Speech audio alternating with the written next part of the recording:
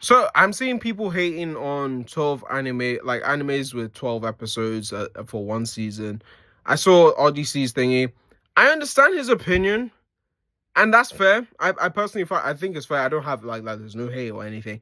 But for me, my perspective is I would rather I prefer no filler because like some filler, like One Piece filler is funny as hell, right? And technically all of One Piece is filler because the story is truly starting now. I know there is cooking You know what? You hyper. I'm a One Piece fan, but I'm not up there. You know, there's levels to being a One Piece fan. You know, I know my place, but I will say like he gave some good arguments because sometimes you don't even know when the next season's coming out. Like they gave the example of Chainsaw Man, but personally, I think I can't be an advocate of Chainsaw Man. After that chapter, you know what chapter I'm talking about. I said no, this ain't for me. I can't support this. This is outrageous. But with animes like Failure Frame, Wistoria, Windbreaker, I guess it's kind of like, but no, I think Windbreaker did get cleared for season 2. But I think it depends. I think what animes are trying to do now is because times have changed.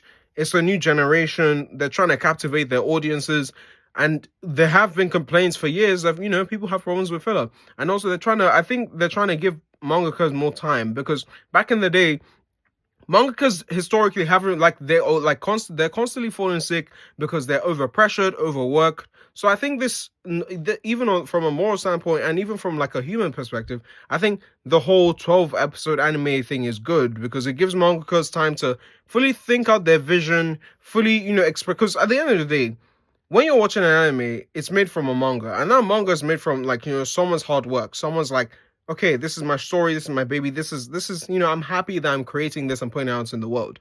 But then you get executives, constantly pressuring you to it's like to constantly pump out chapters, and you can't fully express your vision and stuff like that. So that's why you get so many mangas falling sick. Like Hunter x Hunter's come back and gone on hiatus constantly.